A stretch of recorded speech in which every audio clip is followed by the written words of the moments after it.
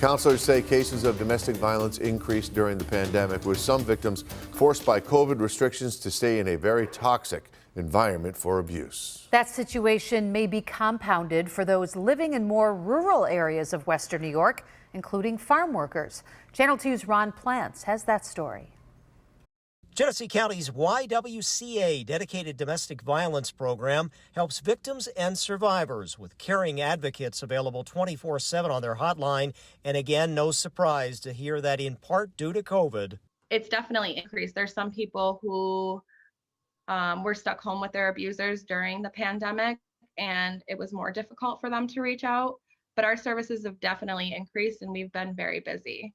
Batavia police recently arrested 2 men who tried to strangle or choked their female partners, one losing consciousness. Smaller community, we handle about 21,000 calls for service a year.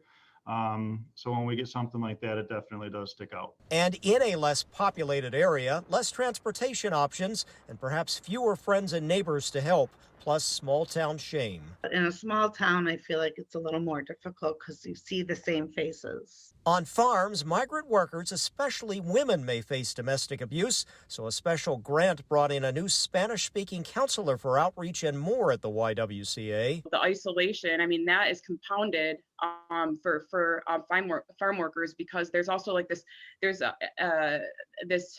added layer of social isolation because of the language barrier. Support survivors and helping them understand, because there's just a lack of familiarity, like where people understand the legal system here. Immigrant and migrant farm workers might not. So explaining that to them, helping them make that call or do that police report.